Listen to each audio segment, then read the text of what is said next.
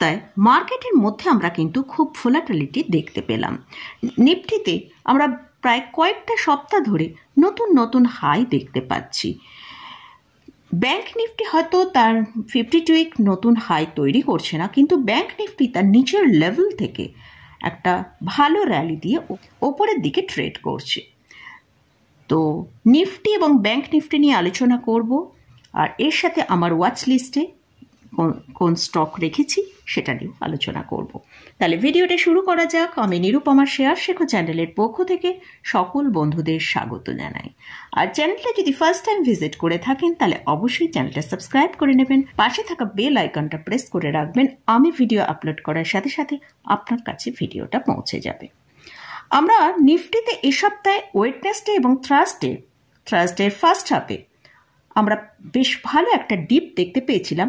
সেটা প্রায় 1.5%, অর্থাৎ 333 পয়েন্টের মতন ডিপ আমরা দেখতে পেয়েছি। সেখানে আমরা নিফটিকে নিচের দিকে 21,882 পর্যন্ত নিচে আসতে দেখেছি।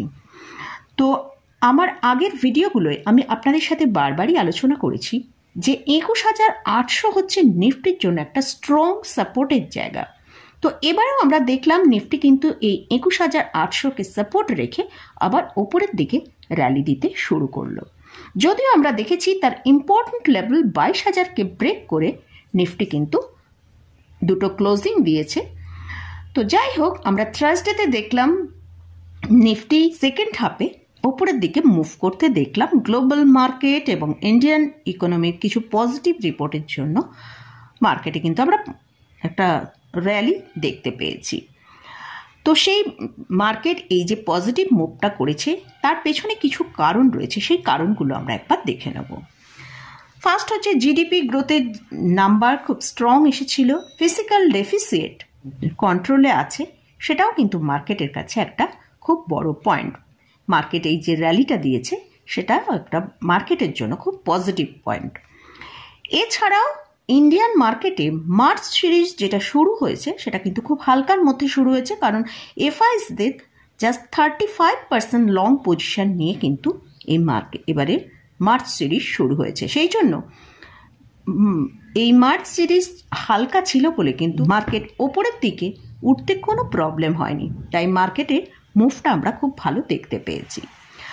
নেক্সট যে পয়েন্টটা, আমেরিকা মার্কেটে আমরা লাস্ট কয়েকটা সেশন ধরে একটা পজিটিভে ভালো ক্লোজিং পাচ্ছি, এমনকি লাস্ট ফ্রাইডেতেও একটা পজিটিভ ক্লোজিং দিয়েছে এবং ন্যাসডাকে সেখানে আমরা দেখেছি 2%-এর ওপর র্যালি দিয়েছে।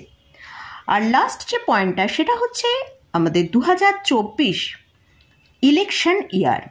আমরা যদি একটু পেছনে যাই 2014, 2019 নিফটির চার্টটা খুলে দেখি, সেখানে আমরা দেখতে পাবো এই 2014 এবং 19 এই দুটো সালও কিন্তু ইলেকশন ইয়ার ছিল। সেখানে আমরা দেখতে পাই মার্চ সিরিজে কিন্তু 2014 এবং 2019-এ খুব ভালো র্যালি নিফটিতে দিয়েছিল, প্রায় 6%-এর মতন। আশা করা হচ্ছে আমরা কিন্তু এবার মার্চ সিরিজেও কিন্তু একটা ভালো র্যালি দেখতে পাবো নিফটিতে। নিফটির লেভেলগুলোর দিকে আমরা একটু ফোকাস করব। 22,000 লেভেলটা কিন্তু একটা স্ট্রং বেস তৈরি করে নিয়েছে।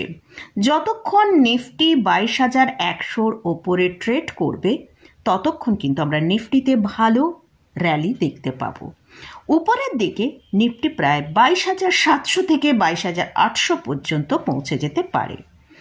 আর নিফটি যতক্ষণ 21,800কে ব্রেক করে ততক্ষণ কিন্তু নিফটিতে কোনো রকম সেলিং সেরকম বড় কারেকশন আসবে না। তো এই যে 21,800 অবশ্যই সেটা ক্লোজিং বেসিসে কিন্তু ব্রেক করতে হবে, তবেই আমরা একটা ভালো কারেকশন সেখানে দেখতে পাবো নিফটিতে। আর নিফটি আগামী সপ্তাহে মোটামুটি 22,100 থেকে 22,600 এই রেঞ্জের মধ্যেই ঘোরাফেরা করবে। এবার আসছে ব্যাংক নিফটিতে। ব্যাংক নিফটিতে আমরা ক্লোজিং পেয়েছি 47,286-তে। ব্যাংক নিফটির জন্য যেটা ইম্পর্টেন্ট লেভেল 46,500। ব্যাংক নিফটি যদি 46,500কে ব্রেক করে নিচে আসে সেক্ষেত্রে আমরা 45,900 পর্যন্ত নিচে আসতে পারি। ব্যাংক নিফটি কিন্তু আমরা দেখতে পেয়েছি নিফটি প্রায় প্রত্যেক সপ্তাহে নতুন নতুন হাই তৈরি করলেও ব্যাংক নিফটি কিন্তু সেই যে 48,000 600 হাই দেখিয়েছিল, তারপর আর কিন্তু কোনো নতুন করে হাই করেনি।